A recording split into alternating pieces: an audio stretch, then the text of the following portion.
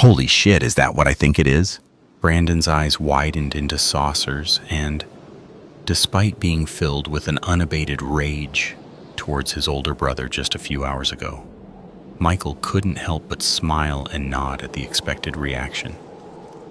Even with everything that had happened earlier in the day, he still hadn't been able to help getting worked up about showing off his new find, especially when it was as remarkable and as badass as this was. Some habits would be harder to break than others. Plus, he had supposed somewhere in the back of his mind it was possible that something like this would be what was needed for the estranging siblings to get back some of what was being lost between them. It's fucking amazing. Where the hell did you get it? I mean, the older boy shook his head with slight disbelief. Like, OMG, the damn thing actually looks like it could be alive. The word was left hanging on the tip of Brandon's tongue when the nightmarish creature they had been admiring suddenly sprung to life and scurried from its spot on the floor next to Michael's bed into the hidden darkness of the bedroom closet.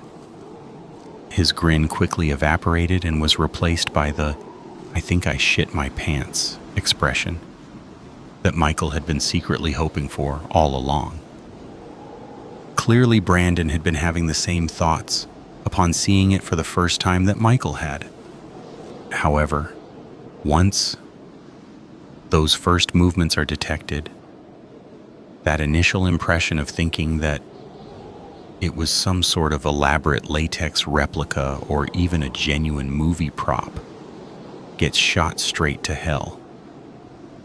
Is it, he stammered, struggling to wrap his mind around the thing's incredibly lifelike fluidity and the way its 20-inch tail whipped the air behind it before disappearing from view.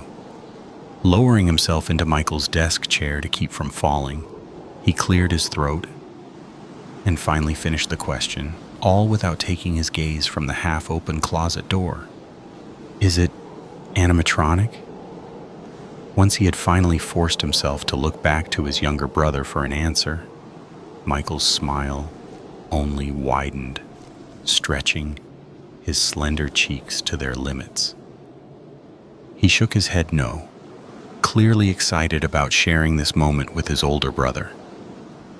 Brandon, however, took his playfully deliberate unveiling of information to be unnecessary caginess and, as was often the case, found himself becoming quickly irritated, even though he could still remember a time when he considered his brother's antics to be fun. There's an interesting dichotomy that exists between siblings separated by exactly 3 years in age, especially brothers. Obviously, personality and upbringing can both play a part in the opposite directions such associations trend. And of course, it should go without saying that there are always exceptions. Every familial bond is its own unique animal.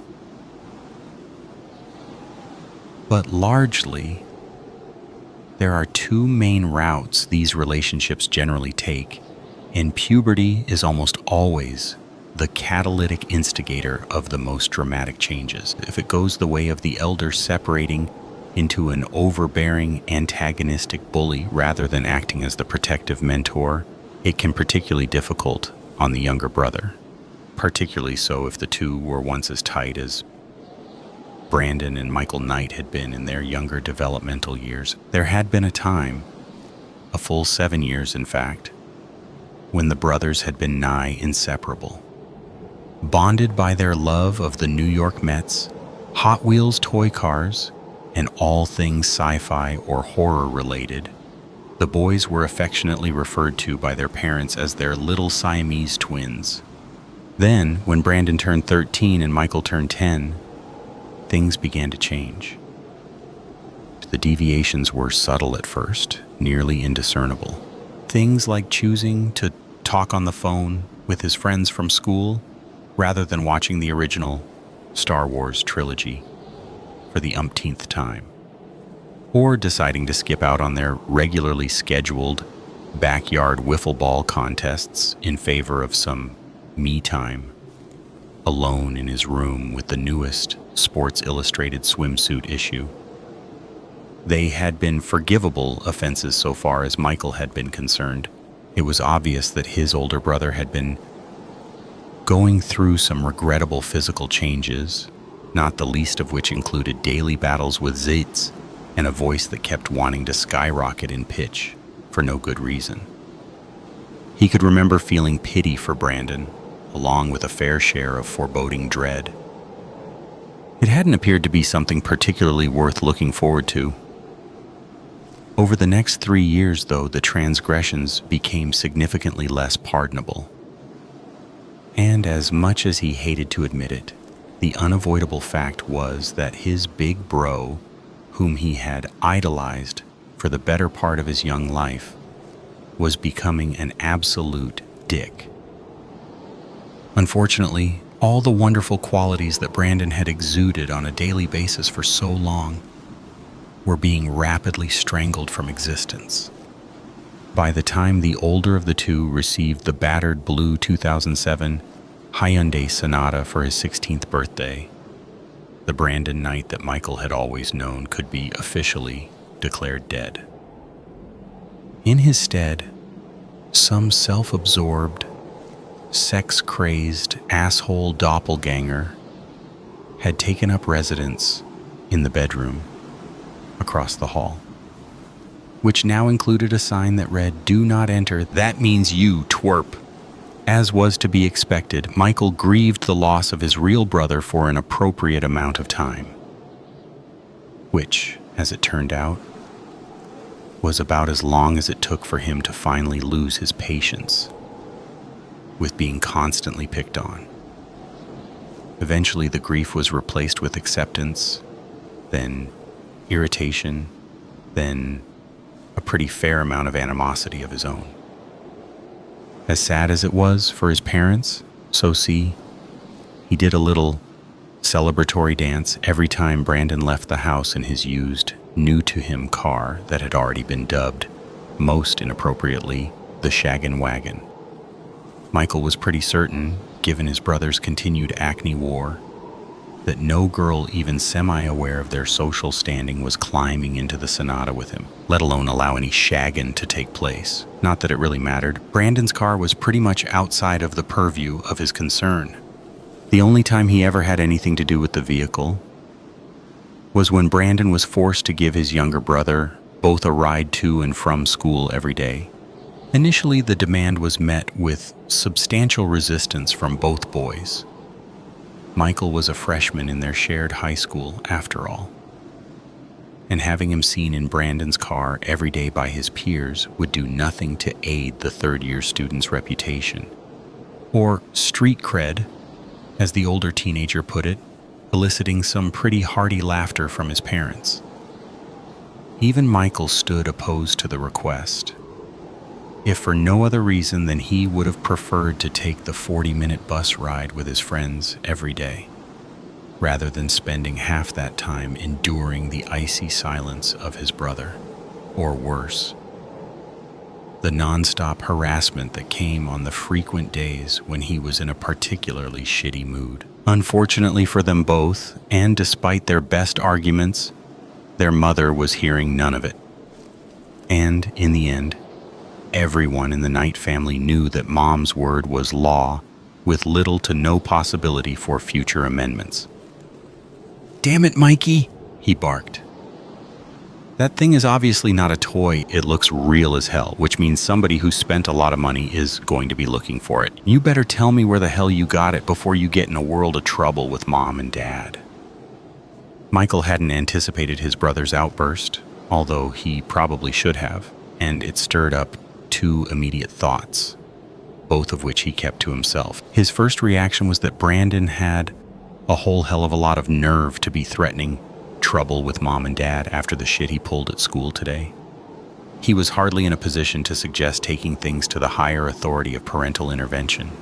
The second thought only trailed the first by a split second and probably bore a more accurate reflection of the younger boy's personality. It was quite simply that his big brother just didn't understand the magnitude of what was happening. Brandon was still looking at the situation through the lens of rational thinking when, in point of fact, this particular moment called for the exact opposite. It was thoroughly understandable, though. Michael had been in the same boat himself only 90 minutes ago, so he was pretty sure his brother would be changing his tune soon enough as well. He was confident enough, anyway, to resist the urge to placate Brandon's squalling with a quick spill of information, opting instead to continue the slow reveal he had rehearsed in his mind for the last 15 minutes.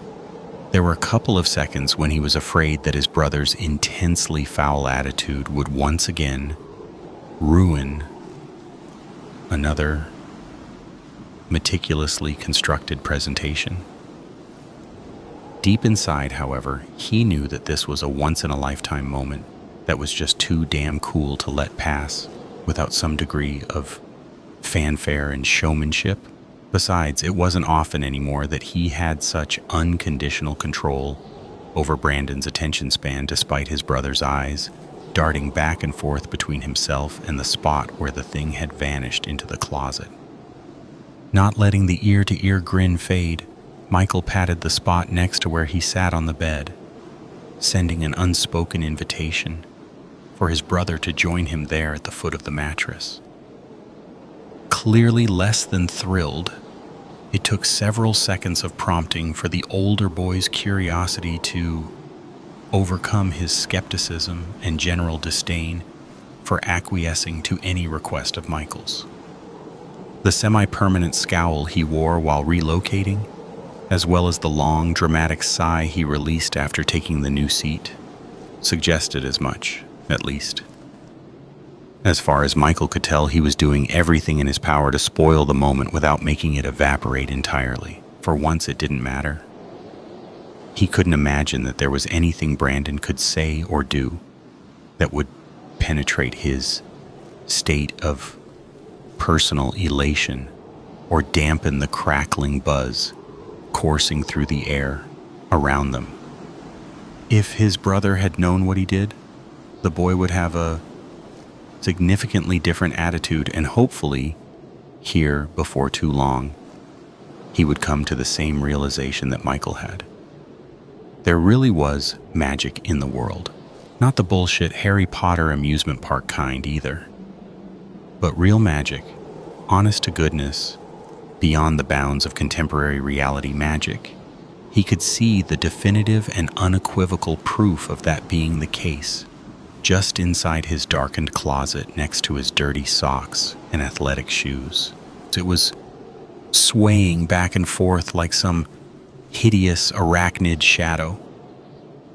On the Tuesday that would change the course of both their lives forever, Brandon had been in unusually foul spirits, giving Michael copious amounts of shit all day, even going so far as to punch his little brother on 3 different occasions while passing in the hallway between classes. By the time the school had rung its final bell of the day, Michael had no desire at all to meet his brother in the parking lot. So much so that, even with his mother's future admonishments echoing loudly in his mind, he was still strongly inclined towards disobeying her orders. If only for today.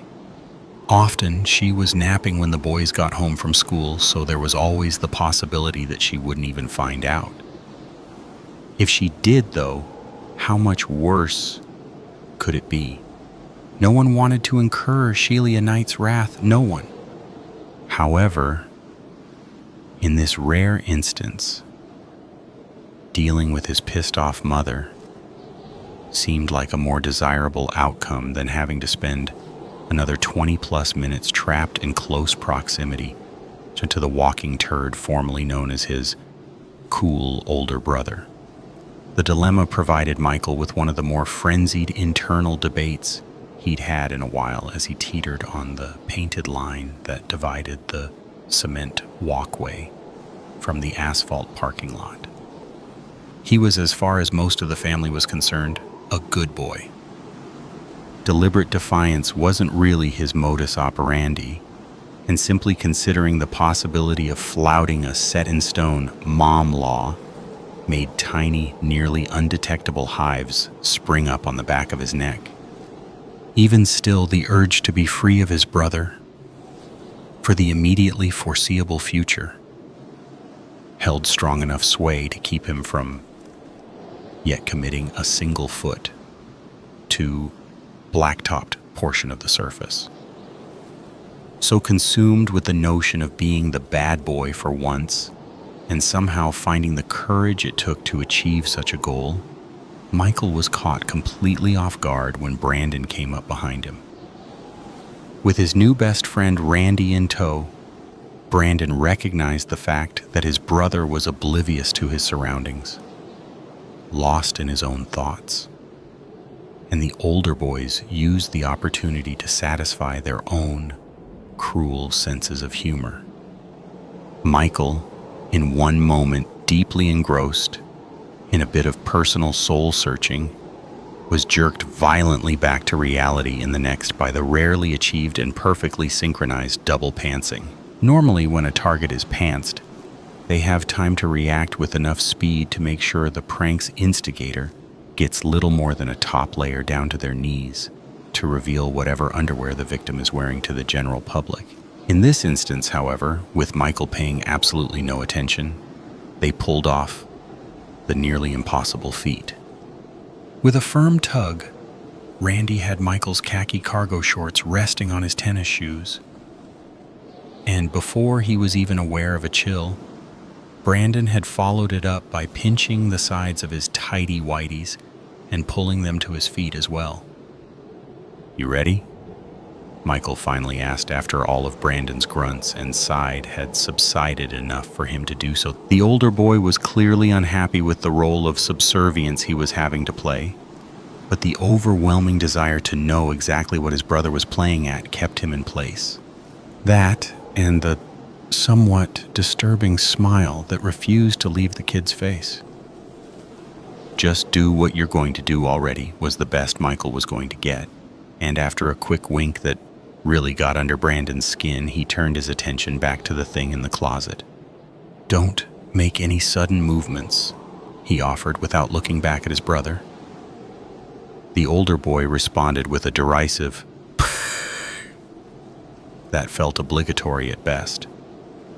When he curbed the additional comments that would have normally followed, though, it was clear he was fully hooked on the line. Now it was just time for Michael to reel him in. "Okay, here goes." The younger boy cleared his throat once and then, while patting his lap with both hands, called out to the closet in the type of sing-song voice one generally reserved for toddlers or beloved pets. "Huggy. Oh, Mr. Ho. It's okay, buddy. Come on out here and see me, Huggy." He could hear a snide chuckle from his brother, but that only lasted up to the point that the first spindly, multi-jointed leg slowly slid back into view. "There's my Huggy boy," Michael cooed. "What a good boy you are. Come on now, come out and see Daddy." The first leg was joined by another, and then another, and then another, slowly exiting the closet with a pace much more tentative than when it had run away. The thing once again allowed itself to be fully exposed. Standing nearly a foot and a half off the floor on 8 arachnid legs, the main portion of its body and the long whip-like tail attached to it resembled one long spinal cord.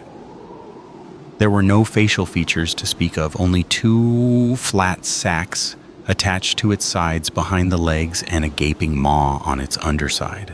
The last feature wasn't one Brandon could yet see with his eyes, but he still knew it was there. It was as bizarre and alien a creature as could be imagined, and clearly not of this world. Despite that, Brandon knew exactly what it was. They both did.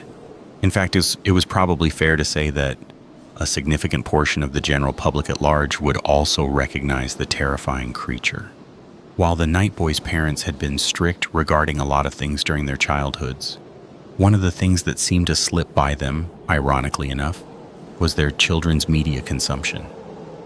Comic books, TV, movies, the internet, all maintained a fairly unregulated status. The restrictions their peers were forced to live with left them very aware of the unusual degree of freedom they had been granted, and it kept them from testing the boundaries too much, which helped to maintain that status quo. Because of this, they were both quite young the first time they saw Ridley Scott's sci-fi horror masterpiece, Alien, making an indelible impression on both of them. It was one of those taste-defining movies that led into a whole new world of entertainment possibilities. Outer space movies had been their absolute favorite up to that point, and they knew they were getting that much from the DVD cover that led to the decision to watch it. They had no idea what it was about beyond that vague picture, though, and it proved to be a revelation of sorts, as neither of them knew how much they enjoyed having the living crap scared out of them. Every year they would watch it again, usually around Halloween, both agreeing that it was one of their all-time favorites. For that reason, along with the many sequels, prequels, and additional multimedia contributions to the mythos, they could easily recognize the monstrosity originally birthed in the sick mind of the artist H.R. Geiger. The hellishly disquieting collection of unnatural features slowly closing the distance between them was what was most commonly known as a facehugger.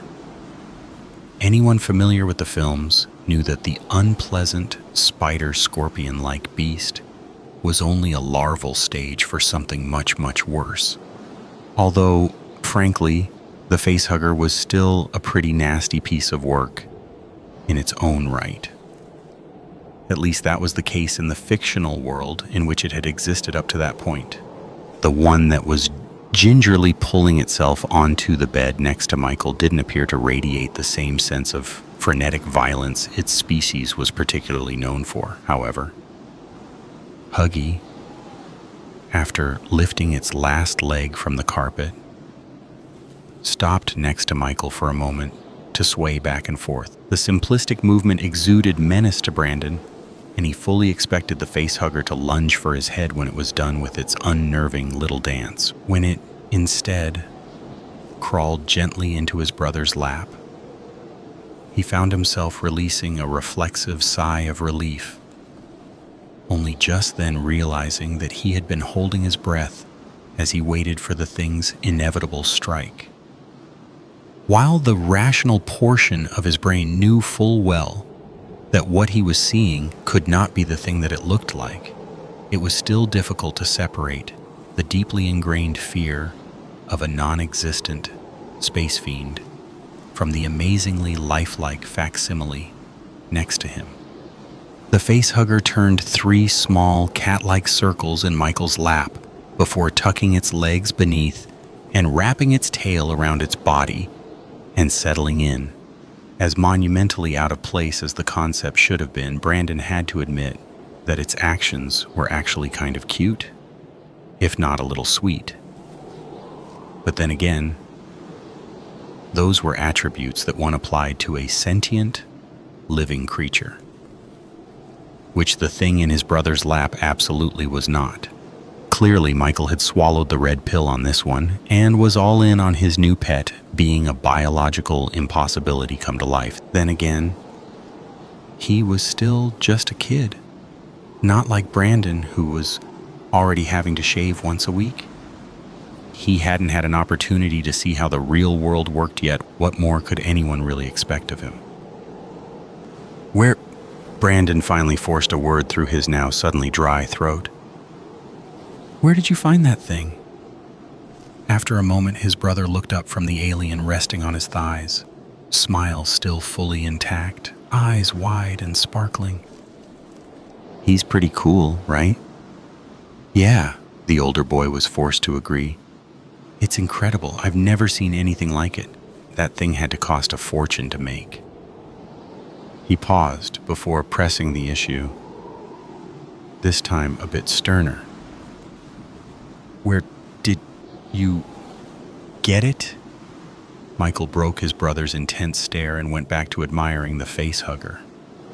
Only after several seconds of silence did he finally reply.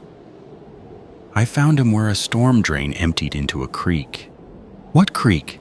Brandon demanded, not giving him a chance to continue uninterrupted. It was pretty much how all their conversations went these days. The one on the other side of the Hammer Mill subdivision, the back way home. What the hell were you back there for? Continuing to stare at Huggy, only now because he couldn't bring himself to look back up at his brother, Michael wasn't sure how to answer. The last thing he wanted to do was to piss off Brandon, and that was a legitimate concern given that the Shaggin' Wagon's ownership rights hinged on the older boy's ability to get his little brother to and from school each day, and to keep him safe in the process. Then again, the only reason Michael was even out there in the first place was due to Brandon and his little sycophant's abhorrent behavior in the school parking lot.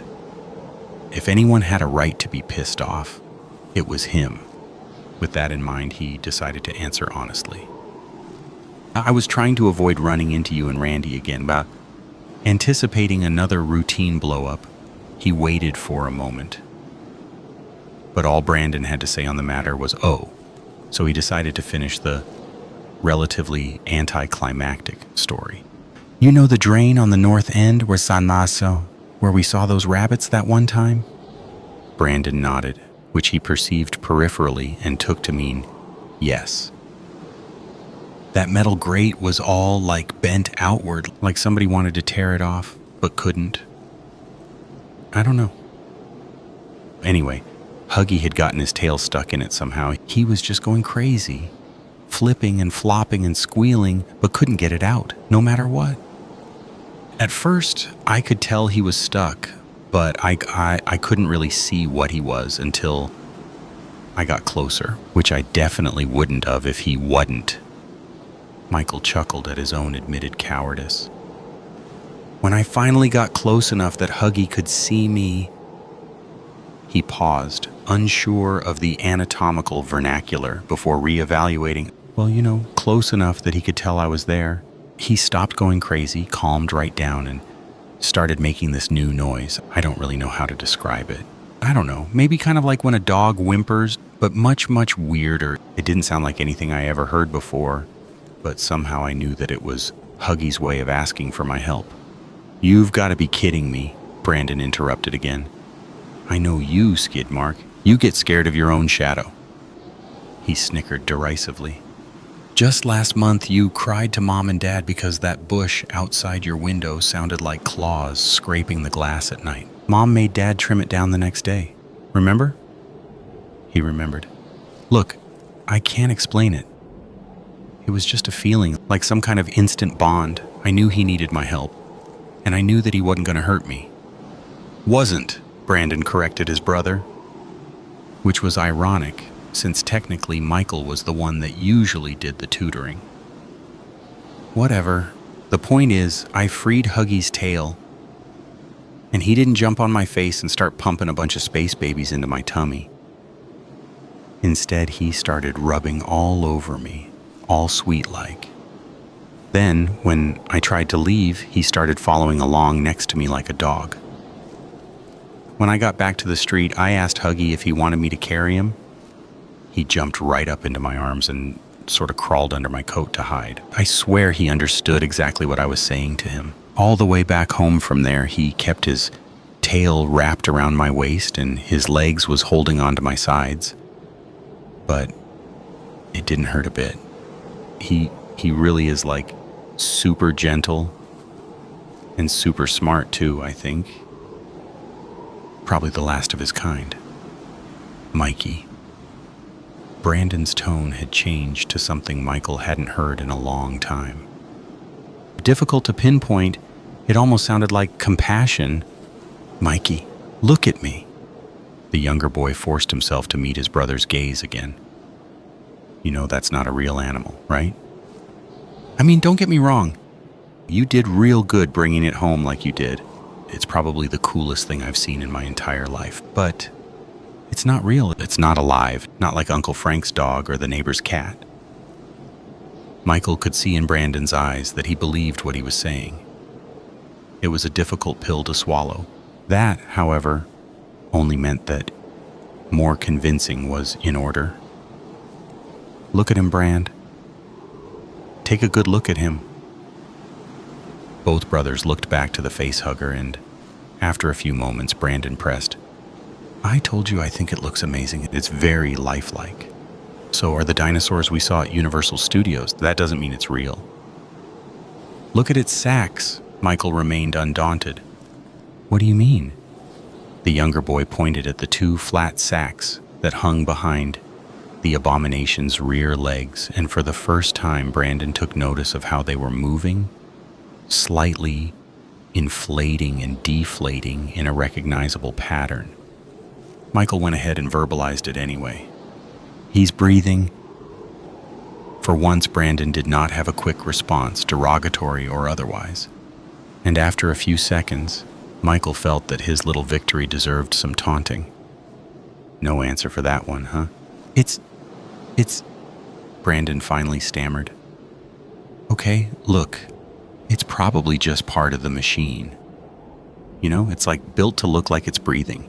So that doesn't mean anything. It's definitely not proof of life. Neither of them said another word for a full minute and a half as they each pondered the mystery that lay before them, each in their own way. It was Brandon that finally broke the silence when, after reaching into his coat pocket and pulling out a Swiss Army knife, he said, There's really only one way to settle this. We have to cut it open. It still took a full second, and the cackling laughter of Sarah McLean, for the complete realization to take hold that he was fully exposed before a large number of his classmates, his female classmates.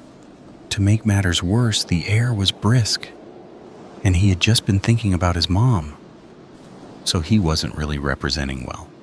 Not that, at age 13, there was a ton of room for improvement, but at the very least, Jenny Campbell might not have screamed out, It looks like a bean. Face flush, stomach roiling. Michael dropped his books and clamored for his Fruit of the Loom underwear. Spilled papers and folders began to scatter in the wind, and in a misguided effort to grab the homework with one hand while still trying to wrangle his undergarments back into place with the other, he lost his balance. Tripping over his own shorts and sprawling into a less than flattering position on the ground sent the steadily growing group of his peers into hysterics. No one, including Brandon, lifted a finger to help. There was only laughter, pointing, and the all-seeing eye of several smartphones recorded the moment for posterity from several cinematic angles. Even as he laid there biting away the tears and working to get his shorts back where they were supposed to be, he knew the entire scene would be on YouTube and Facebook by the time he got home, neatly edited and set to a cartoon soundtrack. It was the kind of monumental prank and subsequent embarrassment that would have lived in infamy by word of mouth alone. The fact that it was so public and so well documented would only intensify the attention it would receive, and Michael could see himself passing through the next 10 years as little more than a walking, talking internet meme. Honestly, it was the sort of thing that a lot of people committed suicide over.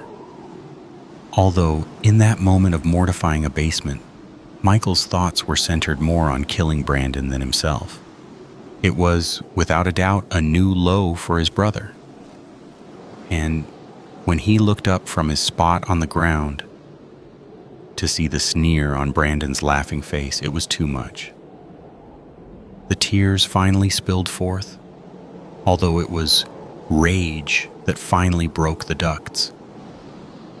It took another full minute to gather his wind-swept belongings, unaided, of course, before he could finally flee the scene of the crime.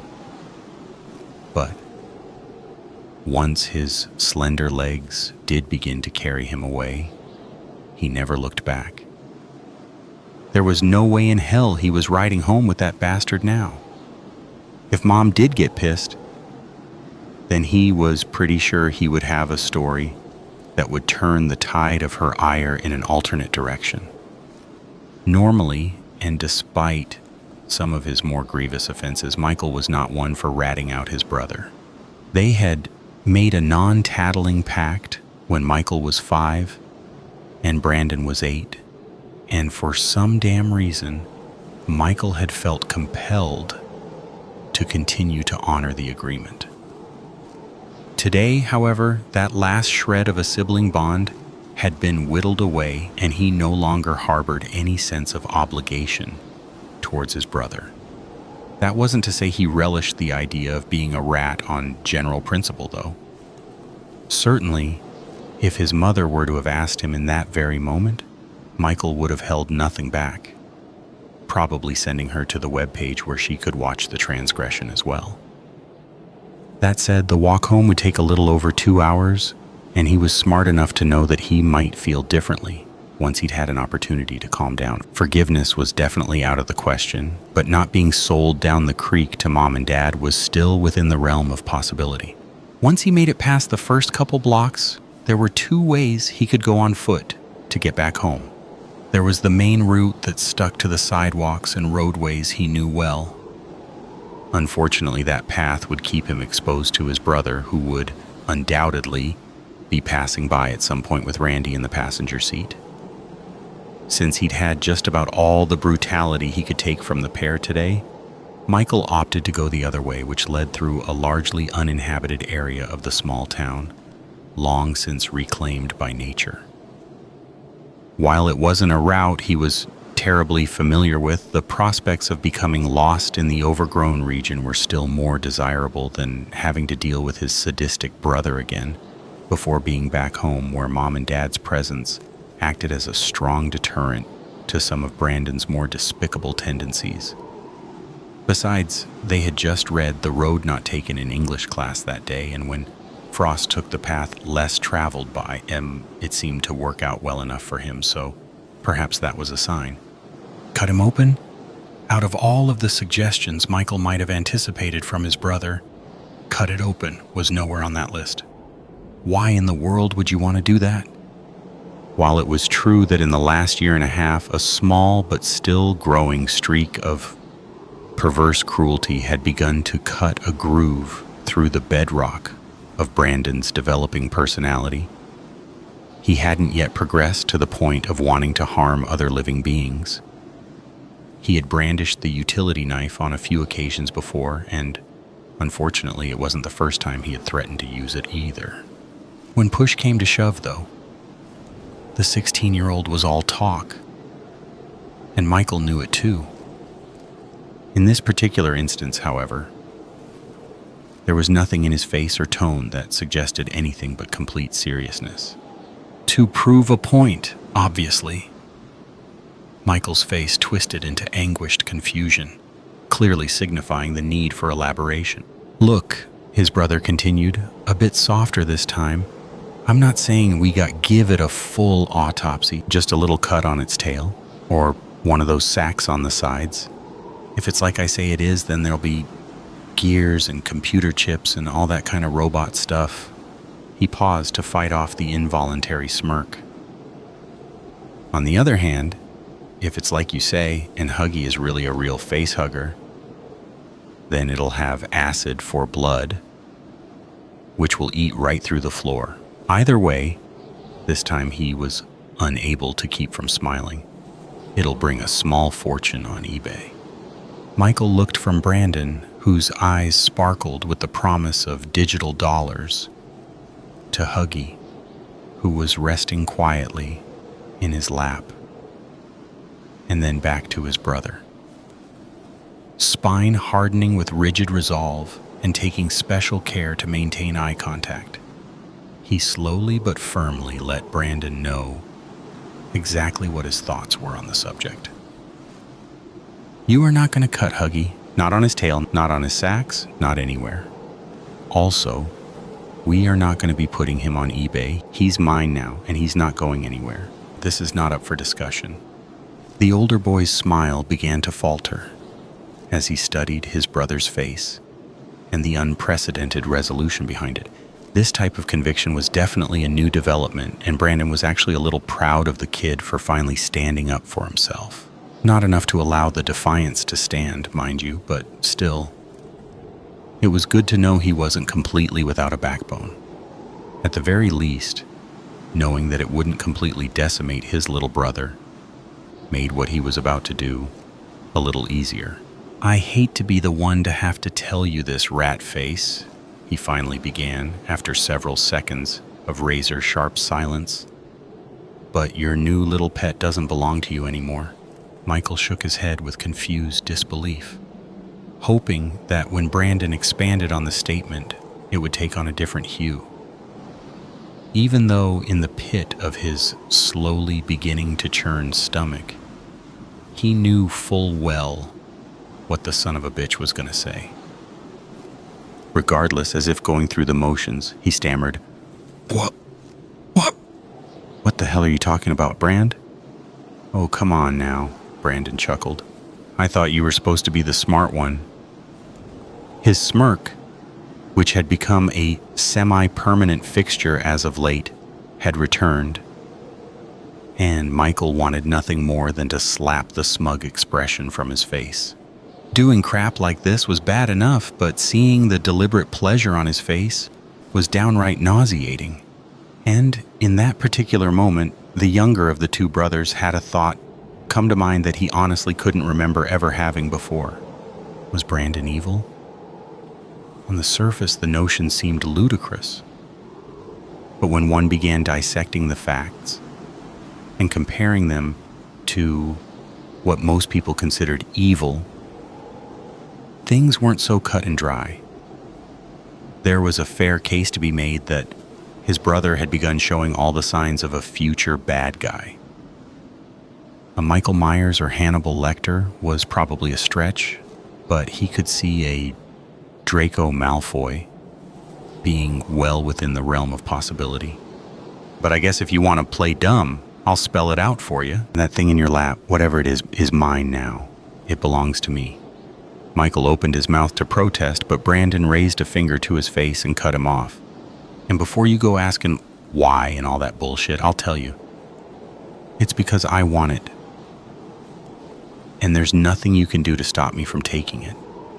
Short of getting your ass kicked so much that I'm too tired to take it right away." He paused, the smirk twisting into a sneer. "And here's the really beautiful part.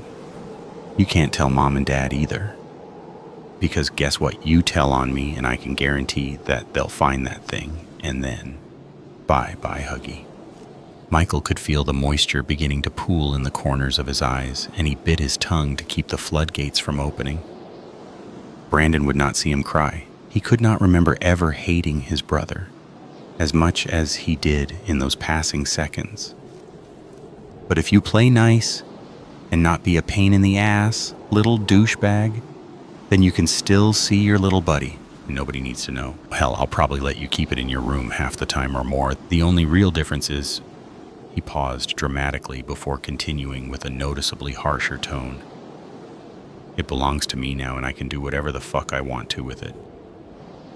And that includes cutting it open a bit to see what the damn thing's made of. You understand, numbnuts?" To get to the clearing with the little creek that made up the largest portion of the back way, Michael had to first make his way through nearly 100 yards of a thickly forested region that sat directly behind the dilapidated and mostly deserted Hammermill subdivision. It wasn't too rough going, though, so long as he stayed on the dirt path worn by 1,000 shortcuts, which led from the subdivision to the clearing. At the halfway point, he came upon a cleared-out circle about 10 feet wide with several ancient lawn chairs spaced around the remnants of a fire long since extinguished. There were rusty beer cans littered about the site and an algae-covered cooler that had been turned on its side as a makeshift coffee table. Most likely it had been a spot for teenagers to hang out and get drunk, or even a campsite for some homeless contingency, although with several vacant houses very close by.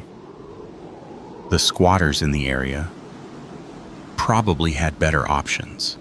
As it turned out, whatever purpose the little circle was originally devised for, it now had a new one. It was the perfect location for what Michael had needed most in that moment. To fling his books and bag to the ground with a thud, lower himself into a rust-covered chair, and bawl like he hadn't done since he was a small child. Up to that very moment, when he finally allowed the tears to run freely, he had been keeping the mortifying reality of what Brandon had done to him at bay. He had stumbled away from the school like a soldier from a grenade explosion, shell-shocked, and not yet fully aware of just how badly he had been hurt. Now, in this quiet seclusion, where only the trees could judge him, there was time to reflect, time to inspect the damage. And it wasn't pretty. Brandon's cruel joke might as well have been an act of war for the PTSD it was going to leave behind. And the brutality of its effect on his psyche was only just coming into view. Surely the entire school had now been able to view his humiliation. If past experiences were to be considered, then it probably had its own Facebook page as well, along with a link to the YouTube video entitled "Little Bean Dick Gets Pantsed." Getting through his freshman year had been difficult enough for the geeky beanpole of a 13-year-old. What with all the unwritten rules of coolness and the impossible to navigate social hierarchy. Now, however, he might as well see if he can talk his mother into homeschooling.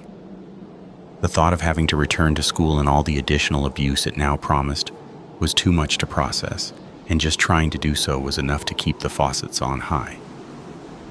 With his entire 110-pound frame lurching forward on each uncontrollable sob, causing the weather-worn lawn chair to creak in protest each time, Michael spent nearly 40 minutes rocking the chair. The expression of raw pain was irrepressible now that he had let it free, and he didn't even try to hold it back. After the first couple of minutes, it would have been impossible to recork that bottle anyway. It was cathartic, to a degree at least, and he was more than willing to let it run its course, even as his abdomen began to ache from the unintended exercise it was getting.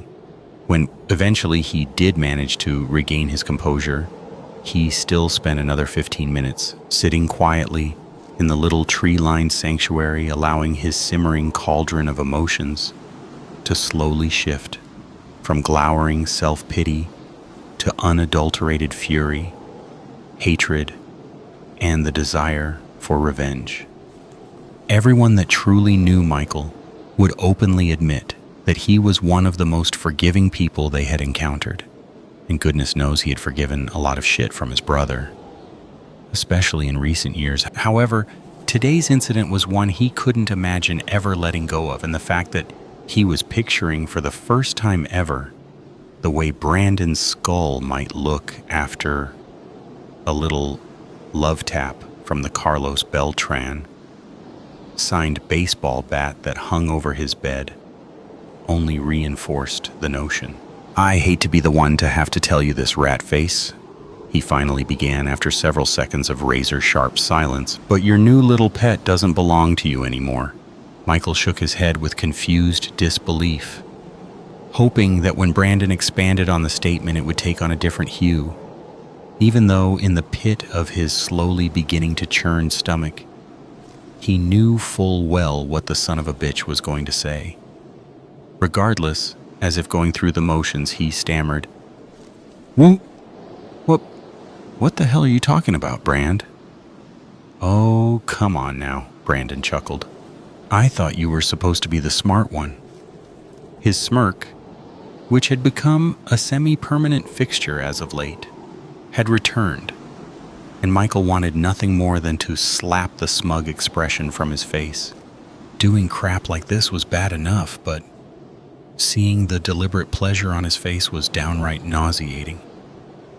And in that particular moment, the younger of the two brothers had a thought come to mind that he honestly couldn't remember ever having before. Was Brandon evil? On the surface, the notion seemed ludicrous, but when one began dissecting the facts and comparing them to what most people considered evil, things weren't so cut and dry. There was a fair case to be made that his brother had begun showing all the signs of a future bad guy. A Michael Myers or Hannibal Lecter was probably a stretch, but he could see a Draco Malfoy being well within the realm of possibility. But I guess if you want to play dumb, I'll spell it out for you. That thing in your lap, whatever it is mine now. It belongs to me. Michael opened his mouth to protest, but Brandon raised a finger to his face and cut him off. And before you go asking why and all that bullshit, I'll tell you. It's because I want it, and there's nothing you can do to stop me from taking it. Short of getting your ass kicked so much that I'm too tired to take it right away.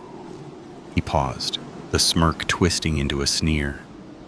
And here's the really beautiful part. You can't tell Mom and Dad either.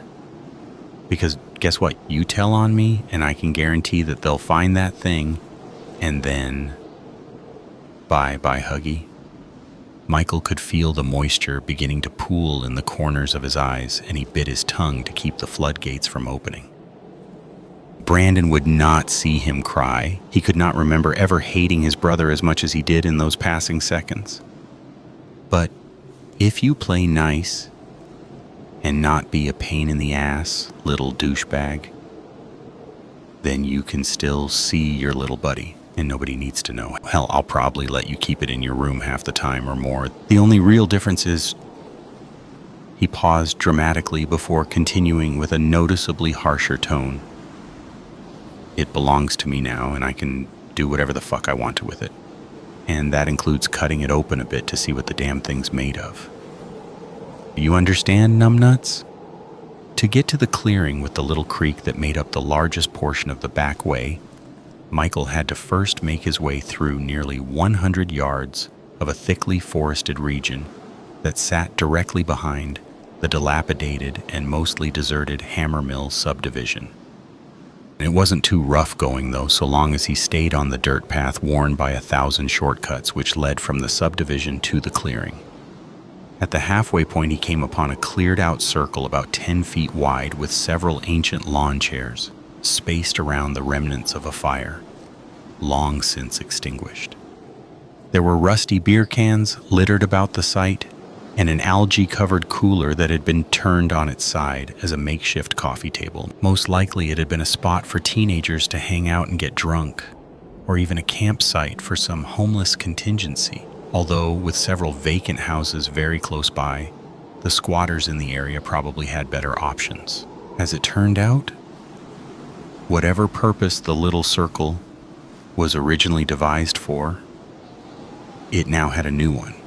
It was the perfect location for what Michael had needed most in that moment. To fling his books and bag to the ground with a thud, lower himself into a rust-covered chair, and bawl like he hadn't done since he was a small child. Up to that very moment when he finally allowed the tears to run freely, he had been keeping the mortifying reality of what Brandon had done to him at bay. He had stumbled away from the school like a soldier from a grenade explosion, shell-shocked, and not yet fully aware of just how badly he had been hurt. Now, in this quiet seclusion where only the trees could judge him, there was time to reflect, time to inspect the damage. And it wasn't pretty.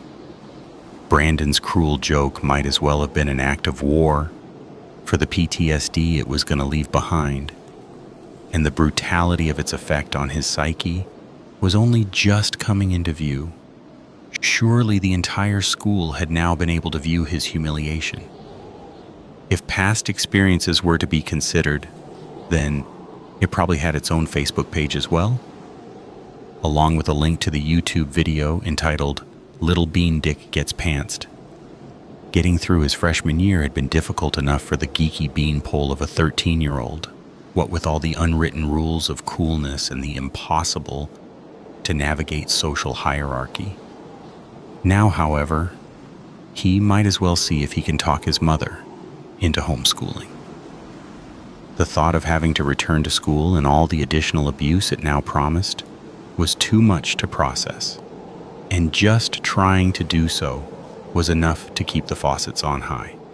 With his entire 110-pound frame lurching forward on each uncontrollable sob, causing the weather-worn lawn chair to creak in protest each time, Michael spent nearly 40 minutes rocking the chair. The expression of raw pain was irrepressible now that he had let it free, and he didn't even try to hold it back. After the first couple of minutes, it would have been impossible to recork that bottle anyway. It was cathartic, to a degree at least, and he was more than willing to let it run its course even as his abdomen began to ache from the unintended exercise it was getting.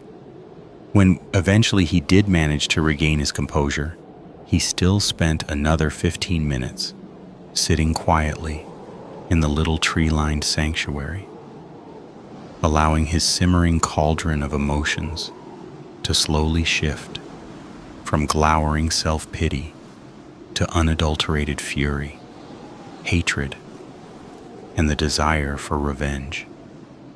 Everyone that truly knew Michael would openly admit that he was one of the most forgiving people they had encountered, and goodness knows he had forgiven a lot of shit from his brother, especially in recent years. However, today's incident was one he couldn't imagine ever letting go of, and the fact that he was picturing for the first time ever the way Brandon's skull might look after a little love tap from the Carlos Beltran signed baseball bat that hung over his bed only reinforced the notion. Never in his entire life had Michael desired to cause pain to another human being. At least that used to be the case. And he hated Brandon that much more for taking that from him as well. Something deep inside had snapped, and while it hadn't been immediately apparent, he was gradually coming to the realization that he wasn't the same person he was just a few hours ago. If it came down to it and the opportunity to hurt Brandon arose, to really hurt him, well, he no longer felt confident that he wouldn't do so. Besides, by his estimation, the son of a bitch had earned himself some pain. Please don't. His skin prickled and burned from the blood boiling beneath it, and it felt like 1,000 fire ants were crawling through his hair as Michael pleaded with his brother. Brandon had just taken Huggy's tail into his left hand, while slowly lowering the exposed blade of the pocket knife with his right. He had stretched the tail of the still resting creature so that if, on the 1 in a million chance that his crazy little brother was actually right, it did spill acid blood from the incision, then it would just eat through the bed and not either of them. You'll hurt him. Michael wasn't sure he actually believed that. The species was, at least as far as their fictional lore was concerned, pretty durable, but at the same time he had already fully embraced the role of protective caretaker for the creature he had rescued. Plus, while the bond that had been nearly instantaneously formed between them was quite strong, causing the little guy unnecessary pain or distress, could only work to damage it. It wasn't a stretch to say that he was already feeling something like love for his new pet, and he didn't want to give Huggy any reason to fear him. Please, Brand, I'm begging you, you don't need to... Just shut up already. Brandon cut him off. If you don't let me concentrate, then this cut's going to be a lot worse than it needs to. Every nerve in Michael's body tingled uncomfortably. He wanted to scream, to throw punches, to run out of the room and tell his mother and father what Brandon was trying to do. Circumstances, however, held him silently in place. All he could do was watch through the tears beginning to blur his vision. He had no way of knowing just how misplaced the target of his concern actually was. Brandon got the knife all the way to the spot he intended to slice through. But the moment the cold steel made contact with whatever it was its skin was made from, the facehugger came to life. Reminiscent of Uncle Ted's iguana, Pat, that would sit still as a rock for hours on end before suddenly springing into action with an inconceivable speed. Huggy went from being relatively motionless to a flurry of activity, quite evocative of its on-screen persona. Before Brandon had an opportunity to react, let alone cut anything but his own thumb, the facehugger was upon him. In less than a second flat, it had scurried up his chest and settled upon the boy's face, its tail tightening around his neck. It was an image Michael had seen 100 times before on the plasma flat screen in his brother's bedroom. For that reason, perhaps more than any other, the bizarre, one might even say alien, behavior wasn't nearly as psychologically striking as it probably should have been. There was something about the familiarity of what he was seeing and its firm position within the world of Hollywood make-believe that gave him pause when he maybe should have been reacting instead. Clawing desperately at the otherworldly beast's vice grip, Brandon jumped to his feet in surprise. And as he began blindly stumbling about the room, Michael was surprised to find that the smile was beginning to creep back into the corners of his mouth. As terrifying as it might have appeared to an outside observer, there was something oddly satisfying about seeing the way the tables had been so suddenly turned against his in-house tormentor, like the physical personification of karmic retribution. It wasn't until his brother smacked the back of his head against the bookshelf with an audible thud that he finally decided it was enough. "No, Huggy, stop it! Leave Brandon alone!" He didn't know why the command would work, only that it would. And when the facehugger responded immediately by unfurling itself from the older boy and leaping back to the corner of the bed, it didn't come as any surprise. After all, he had already determined the baby xenomorph's high intelligence as well as its ability to comprehend much of his vocabulary. Brandon's now unconscious body fell to the floor next to the bed, the blue in his face slowly returning to pink. It was obvious that he was still breathing, but when he didn't wake up in the first minute and a half, Michael began to wonder if he should go get help after all. The bookshelf had clocked the older boy pretty good. It was possible he had a concussion. Michael couldn't remember what all the rules were when it came to concussions, but he was pretty sure that the victim wasn't supposed to sleep. Then again, there was another option to be considered, an opportunity that almost seemed dictated by fate. What were the odds that on the very same day that Brandon would completely sever the last bonds of brotherly love between them, he would develop a new, seemingly just as strong affection for a creature that shouldn't even exist? If the last 5 minutes of his life had made anything clear, it was this: Huggy had his back, and Brandon did not. Going even further down that road, it was apparent that at only 16, his older brother was still growing, still developing, and changing into something different in the process. Something that appeared exponentially worse every day. How shitty was he going to become? What kind of living hell would he make Michael's life be once that day came? Truthfully, they weren't questions he really wanted the answers to. It sucked that he even had to ask them in the first place. Huggy, somehow sensing the emotional agony, nuzzled up against his leg as he stared at Brandon's heaving chest and wondered if it made him a monster for even having such thoughts. Especially when they didn't just end there. After all, Brandon wasn't the only party present that hadn't reached their final stage of development. Careful not spill the overpoured iced tea, Michael carried the requested beverage to his mother on the back patio before settling into the deck chair next to her with the comic book he would pretend to read while eavesdropping on her conversation with her sister. "Thanks, sweetie," she smiled at him before returned her attention to the phone call. "Honestly, Marcy, I thought we were going to have to take him to the hospital. He was in and out for nearly 24 hours. But then this morning he bounced up right as rain and hungry." She chuckled. No, really. I swear that kid must have eaten 20 pancakes this morning. I mean, I know he was just getting over something, but I've never seen Brandon eat that much in one sitting before. He was just wolfing it down." She laughed again. Michael loved the sound of his mother's laughter. "No, I think he's in there playing video games right now. I told him he could stay home on Monday as well if he wanted, but since he's already begging to go hang out with his friends, I'd say he'll be okay enough to..."